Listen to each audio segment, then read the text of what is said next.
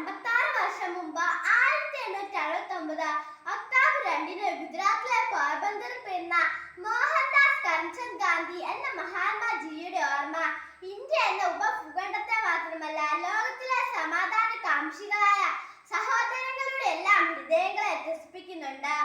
കൂട്ടുകാരെ, ഒക്ടോബർ 2 ഗാന്ധി ജയന്തി, മഹാത്മാഗാന്ധിയുടെ ജന്മദിനം.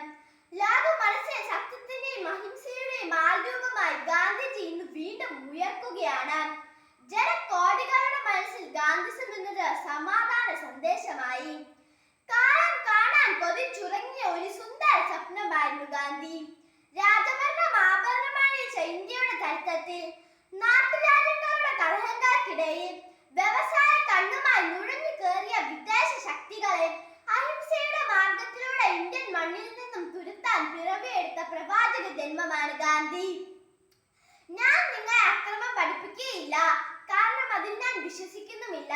എന്നാൽ ജീവൻ പോയാൽ ആരുടെ മുൻപിലും തല കുനിക്കാതിരിക്കുന്നത് എങ്ങനെയെന്ന് നിങ്ങളെ പഠിപ്പിക്കാൻ എനിക്ക് കഴിയുമെന്ന് പ്രഖ്യാപിച്ചുകൊണ്ട് ഉദാത്തമായ മാനുഷിക മൂല്യങ്ങളുടെ ചലിക്കുന്ന മന്ദിരമായി ഗാന്ധി ഇന്ത്യൻ നാഷണൽ കോൺഗ്രസിന്റെ മുൻനിര നായകനായി. സ്വാതന്ത്ര്യ സമരത്തിന്റെ മുന്നണി പോരാളിയായത്.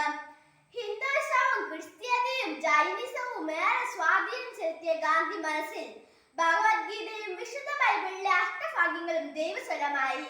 ഒരാൾ ചിന്തിക്കുന്നതും പറയുന്നതും പ്രവർത്തിക്കുന്നതും ഒന്നാകുമ്പോഴാണ് യഥാർത്ഥ സന്തോഷം അയാൾ തിരിച്ചറിയുന്നത് എന്ന് അദ്ദേഹം തിരിച്ചറിഞ്ഞു. മറ്റുള്ളവർക്ക് സേവനം ചെയ്ത് സ്വയം നഷ്ടപ്പെടുമ്പോഴാണ് നിങ്ങൾ നിങ്ങളെ തന്നെ അറിയുന്നത് എന്ന ഗാന്ധി സൂക്തം അദ്ദേഹത്തിന്റെ ഹൃദയത്തിൽ നിന്ന് ഊർന്നു വീണതാണ്. ഭാരതത്തിന്റെ രാഗവും ഭാവവും താളവും തന്റെ ഉപവാസത്തിലും പ്രാർത്ഥനയിലും സത്യാഗ്രഹത്തിലും വെളിപ്പെടുത്തിയ ഗാന്ധിജിക്ക് ധാരാളം ശിഷ്യഗണങ്ങളുണ്ടായി. ആചാര്യ വിനോബ ഭാവെ, സർദാർ വല്ലഭായ് പട്ടേൽ, മീരാ ബഹാൻ, C.F. ആൻഡ്രൂസ്, നർഹരി പരീഖ്, രവിശങ്കർ വ്യാസ്, ഖാൻ അബ്ദുൽ ഗാഫർ ഖാൻ തുടങ്ങിയ പ്രമുഖർ ഗാന്ധിസത്തിന്റെ അധ്യാപകരായപ്പോൾ ഗാന്ധിജി കാലം വിളിച്ചറിഞ്ഞ ഇന്ത്യയുടെ ഉപ്പുരസമായി. ഗാന്ധി ജയന്തി നമുക്ക് സേവന ദിനമാണ്. മുൻപ് ഇത് സേവനമായിരുന്നു.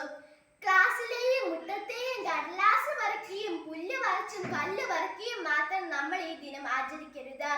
ഭാരതീയന്റെ സാമൂഹിക വളർച്ചയുടെ വഴിയിൽ തടസ്സമായി കിടക്കുന്ന എല്ലാ ഛിദ്രവാസനകളുടെയും മാലിന്യങ്ങൾ തൂത്തെറിയാൻ നമുക്ക് കഴിയണം. ഇന്ത്യ സ്വാതന്ത്ര്യ വഴിയിലൂടെ നടക്കട്ടെ. അതിനാൽ നമ്മുടെ ക്ലാസും സ്കൂളും പരിസരവും നമുക്ക് ലഹരി വിമുക്തമാക്കാം. നമ്മിലെ ദുശീലങ്ങളുടെയും ദുഷിച്ച മൂല്യങ്ങളുടെയും ജീവനുപ്പുകൾ തുടച്ചു നീക്കുന്നതിനും ഈ ഗാന്ധി ജയന്തി ദിനത്തിൽ നമുക്ക് തുടക്കമിടാം.